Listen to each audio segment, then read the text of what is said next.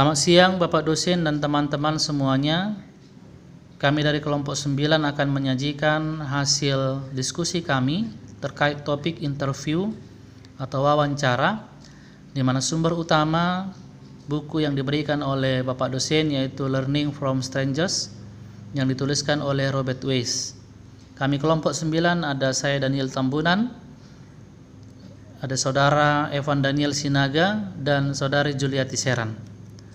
Teman-teman semuanya, dalam penelitian kualitatif, satu hal yang tidak dapat dipisahkan yaitu tahap wawancara.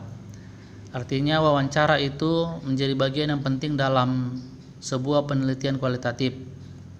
Dan kami memulai sajian ini dengan definisi secara umum tentang wawancara yang kami temukan dari beberapa ahli, beberapa sumber.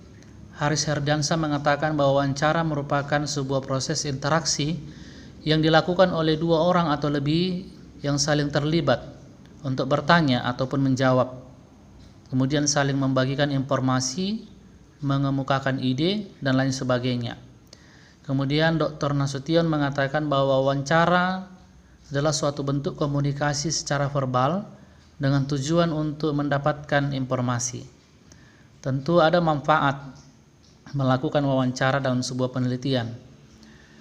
Manfaat wawancara menurut Nasution dapat menjadi alat yang ampuh untuk mengungkapkan sebuah kenyataan hidup, apa yang dipikirkan atau yang dirasakan oleh orang lain tentang berbagai aspek kehidupan. Kemudian dapat memperoleh gambaran yang lebih jelas tentang sebuah masalah, variabel-variabel yang terkandung dalamnya, kemudian hipotesis yang perlu diuji dan lain-lain.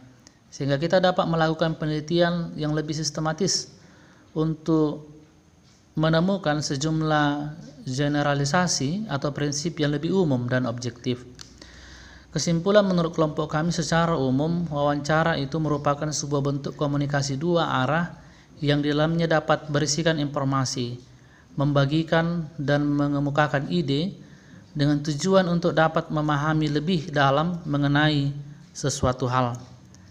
Ya, teman-teman sekalian, sebuah hal yang harus dilakukan sebelum wawancara adalah merumuskan pertanyaan, dan itu menjadi langkah awal dalam wawancara. Oleh karena itu, hal-hal yang harus diperhatikan dalam merumuskan pertanyaan, yang pertama, masalah dapat menjadi tolak ukur dalam membuat pertanyaan. Kemudian mengumpulkan materi yang luas dan yang padat. Kemudian pemahaman peneliti berdasarkan karya sebelumnya. Kemudian perasaan tentang apa yang memberi substansi pada laporan akhir. Nah, substansi pada laporan akhir ini akan memberikan informasi, dan ketika informasi itu dapat diberikan, itu menjadi satu ciri laporan yang baik. Tetapi ada hal yang perlu diperhatikan, bahwa laporan yang baik itu adalah menginformasikan kepada pendengarnya tentang hal-hal yang penting, kemudian memberitahu pendengar tentang pengalaman yang mempengaruhi mereka, memberi penjelasan akan hal-hal yang membingungkan, memberikan kontribusi pada kehidupan mereka, kesadaran mereka, atau kesejahteraan mereka. Kemudian laporan harus lebih dari sekedar penyediaan informasi dan harus memiliki bentuk dan isi yang baik sehingga informasinya dapat dipahami secara keseluruhan. Kemudian laporan yang baik itu harus dapat masuk di akal sebagai sesuatu entitas dan memiliki koherensi. Hal ini akan membentuk adanya cerita, argumen yang memiliki keterkaitan sehingga setiap informasi dapat dipahami dengan baik. Dan ini menjadi penting bahwa laporan yang baik itu harus memiliki koherensi, dan pendekatan untuk mencapai koherensi yang ditawarkan oleh buku ada dua, yaitu satu, pendekatan diakronis dan pendekatan sinkronis. Pendekatan diakronis itu adalah pendekatan yang menggunakan perjalanan waktu untuk memberikan struktur pada laporan. Artinya cara berpikir secara kronologis Kemudian pendekatan sinkronis. Pendekatan sinkronis didasarkan pada pendekatan fungsional, dan pendekatan ini menawarkan metode, beberapa tema atau pola yang mendasari perkembangan di setiap sektor. Ya teman-teman semuanya, ada hal-hal yang harus dilakukan sebelum melakukan wawancara. Robert Weiss menawarkan bahwa sebelum melakukan wawancara harus membuat kerangka substantif dengan mempersempit topik penelitian. Kemudian mendaftarkan pertanyaan-pertanyaan agar menjadi panduan wawancara.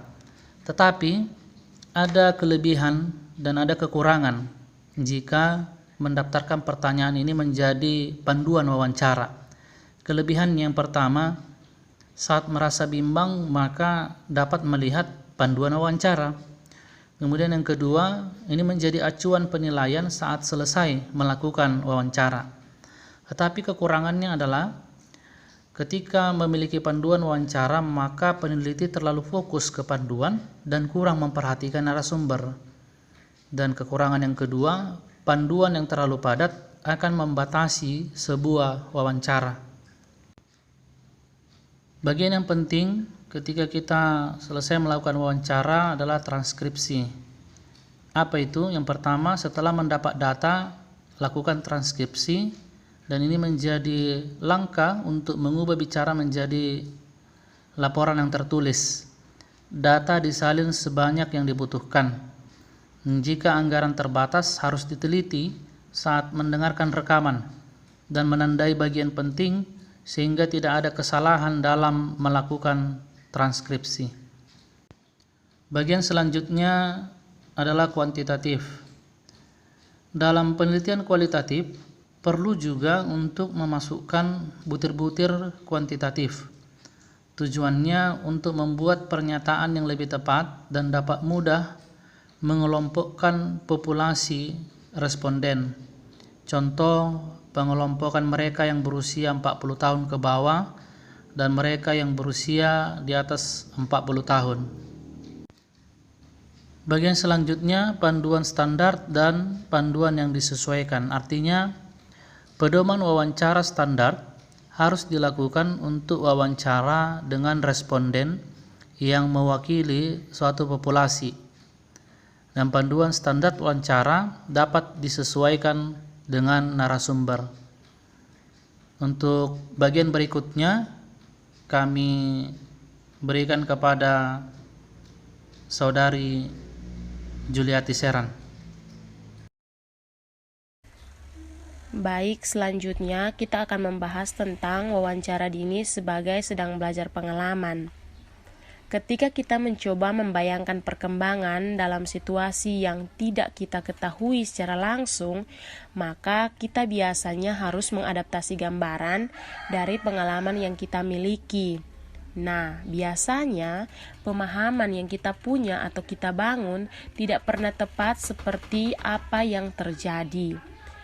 Jadi, jika pewawancara benar-benar mewawancarai seorang dalam situ tersebut, maka pasti pewawancara akan menemukan bahwa ia tidak mengerti sepenuhnya dari yang seharusnya, karena orang lain mungkin mengalami berbeda dengan apa yang pewawancara tebak. Maka daripada itu, wawancara merupakan satu-satunya pertahanan kita terhadap harapan yang salah. Jadi siapapun yang memasuki area konseptual baru harus melakukan segala upaya untuk memperoleh di awal studi gambaran dan ide berdasarkan pengalaman daripada dugaan.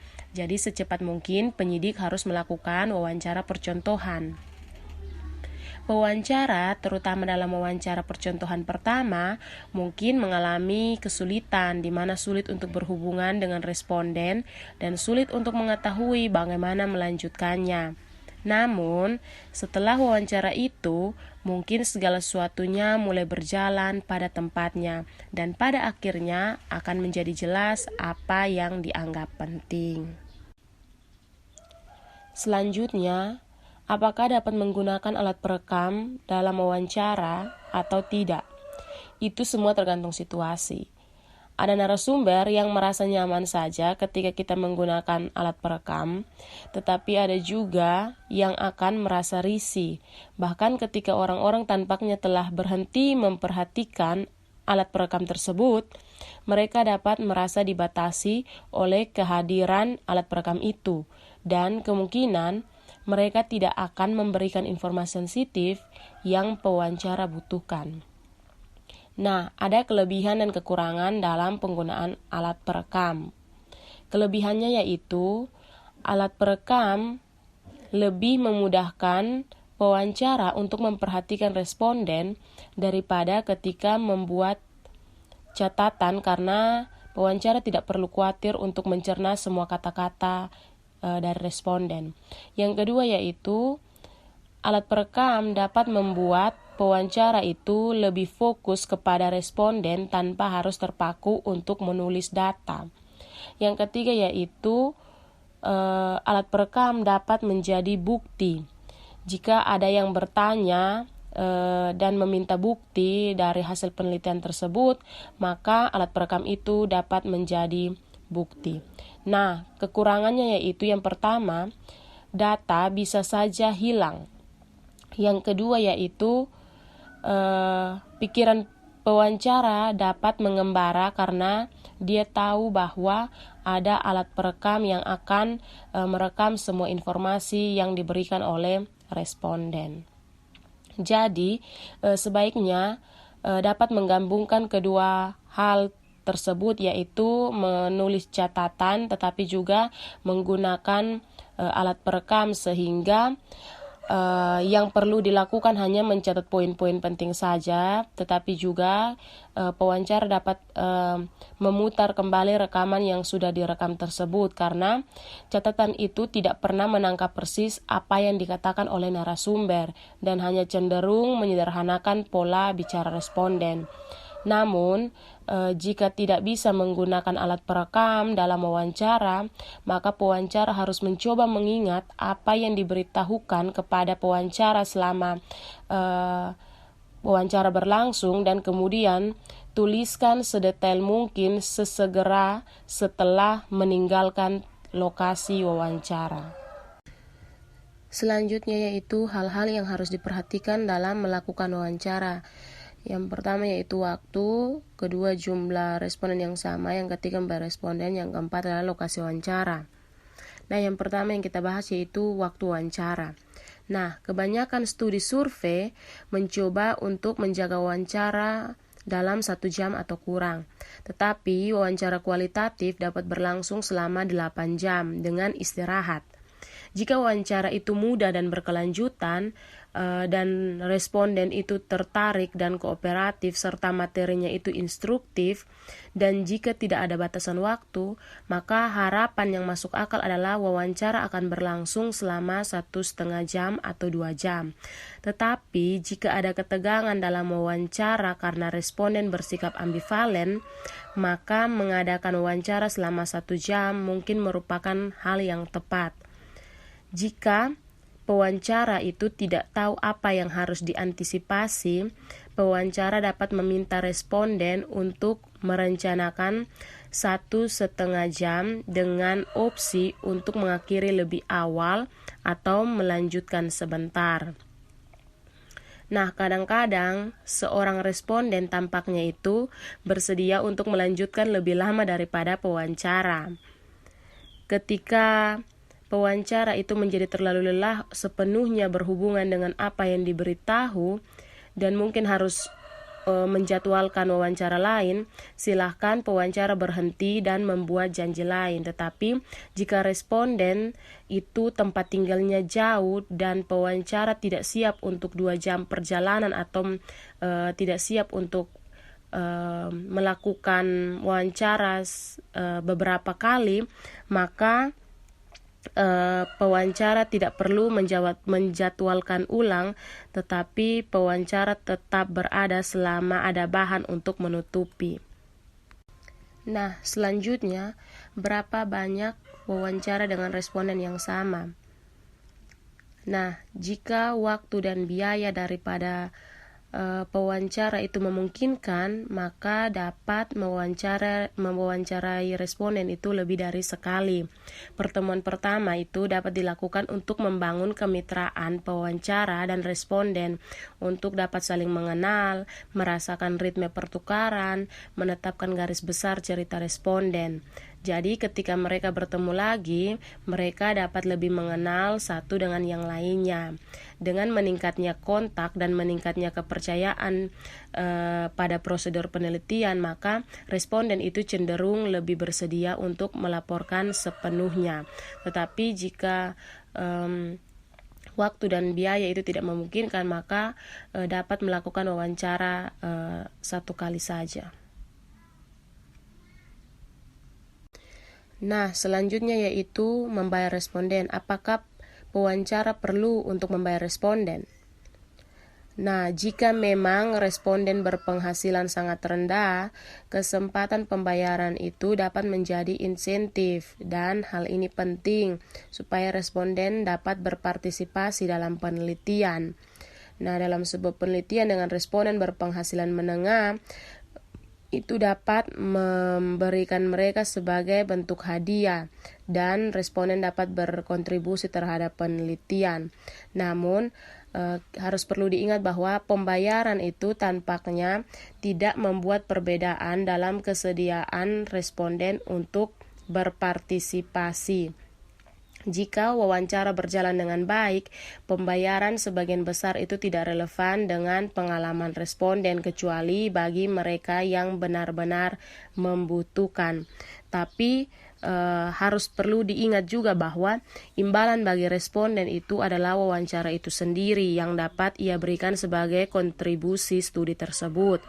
Pembayaran juga sepertinya tidak membuat perbedaan dalam kesediaan responden untuk berpartisipasi, kecuali bagi mereka yang membutuhkan uang. Selanjutnya yaitu lokasi wawancara, di mana lokasi yang tepat dalam melakukan wawancara. Nah, lokasi yang tepat dalam melakukan wawancara itu tergantung situasi. Jika kita membahas hal-hal yang sensitif berkaitan dengan pekerjaan responden, maka sulit untuk mendapatkan informasi ketika lokasi wawancaranya itu di tempat kerjanya.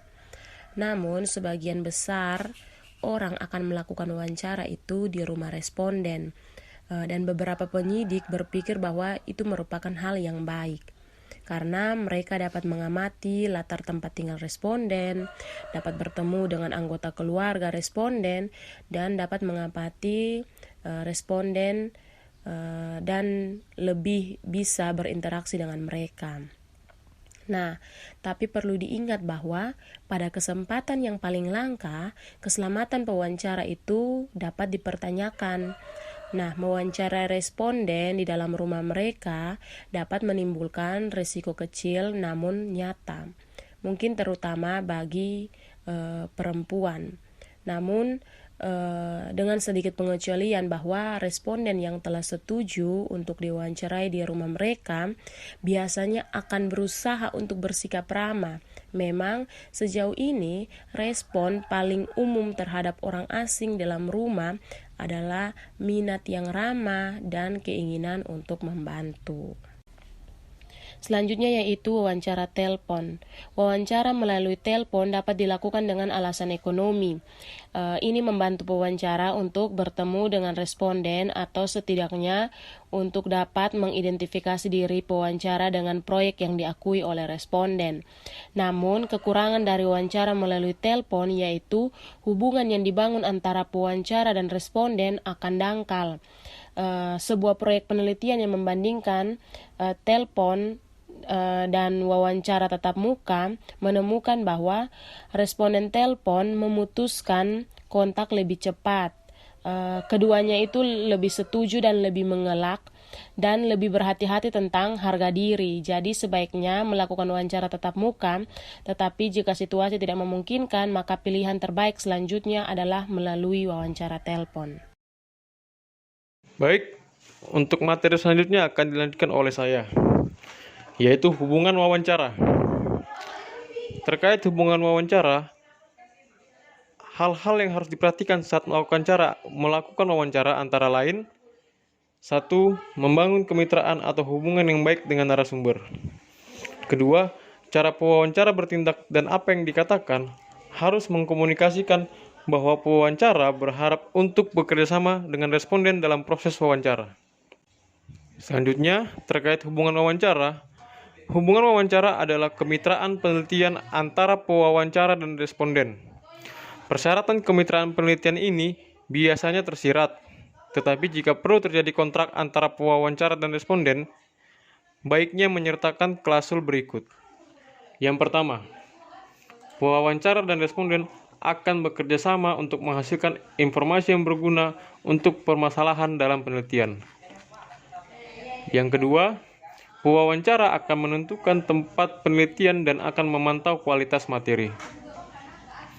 Yang ketiga, responden akan memberikan observasi dan menerima bimbingan pewawancara mengenai topik dan jenis laporan yang diperlukan. Yang keempat, pewawancara akan menjadi penanya yang memiliki hak istimewa, yang artinya pewawancara dapat meminta informasi yang tidak akan diberikan oleh responden secara umum dan tidak akan memberitahu kepada orang lain. Yang kelima, pewawancara akan menghormati integritas responden. Yang keenam, pewawancara akan memastikan responden tidak akan dirugikan karena keikutsertaan responden dalam wawancara. Yang ketujuh, pewawancara akan memperlakukan partisipasi dan komunikasi responden sebagai informasi rahasia. Beberapa pedoman wawancara antara lain, apa yang ingin didapatkan, spesifikasi dalam wawancara, pertanyaan untuk ditanyakan, dan bagaimana mengungkapkan pertanyaan. Adapun hal-hal yang perlu diperhatikan pewawancara antara lain: 1. Membantu responden mengembangkan informasi. 2. Menangani pertanyaan yang sulit. Yang ketiga, penanda.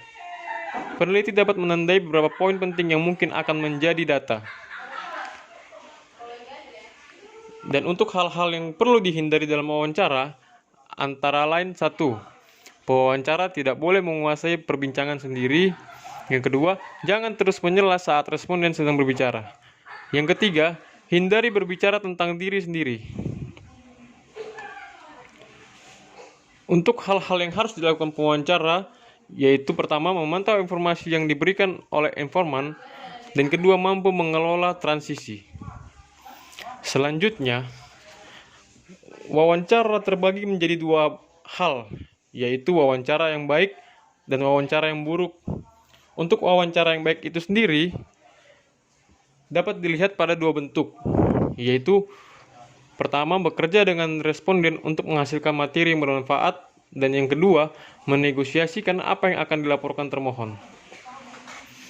Untuk bekerja dalam hal bekerja dengan responden untuk menghasilkan materi yang bermanfaat, pewawancara yang baik dan responden yang kooperatif dapat bekerja sama untuk menghasilkan bahan yang berguna untuk penelitian. Pewawancara mungkin harus mencari area di mana responden dapat memberikan materi yang berguna. Panduan wawancara akan memberitahu pewawancara bidang-bidang di mana studi membutuhkan informasi, tetapi responden mungkin memiliki sedikit untuk ditawarkan di beberapa bidang, banyak di bidang lain. Atau responden mungkin merasa tidak nyaman tentang materi pelaporan di beberapa daerah, dan eksplorasi mereka mungkin ditunda sampai kemitraan wawancara terjalin dengan baik. Yang kedua, menegosiasikan apa yang akan dilaporkan termohon. Pewawancara memberikan perhatian yang cermat dan tak tergoyahkan tidak hanya pada apa yang dikatakan responden, tetapi juga pada apa yang mungkin mendasari apa yang dia katakan. Cukup cepat pewawancara menemukan masalah mendasar yang penting yang telah diungkapkan dalam banyak dari apa yang dikatakan responden dan yang harus dikenali jika situasi responden ingin dipahami. Pengakuan pewawancara atas masalah mendasar ini tidak hanya berharga untuk penelitian itu sendiri, tetapi juga memperkuat kemitraan wawancara. Selanjutnya yaitu yang kedua, wawancara yang buruk. Wawancara yang buruk dapat kita perhatikan dalam 5 bentuk, yaitu pertama, diidentifikasikan hanya dari tampilan halaman transkrip karena materi responden yang lebih banyak tidak menjamin wawancara yang baik. Yang kedua, membiarkan responden mengembangkan materi yang panjang lebar yang tidak berguna untuk penelitian. Yang ketiga, pertanyaan pewawancara diarahkan semata-mata oleh panduan wawancara atau pertanyaan tersebut mengungkapkan pemikiran pewawancara sendiri. Yang keempat, cenderung bersifat memaksa untuk mendapatkan cerita menarik tentang masalah dan menolak atau ketidakterimaan akan keterbatasan responden dalam mengungkapkan informasi. Yang kelima, pewawancara yang menolak untuk memberikan ruang bagi responden dalam mengembangkan informasi dengan nyaman. Demikian hasil presentasi dari kelompok kami. Sekian dan terima kasih.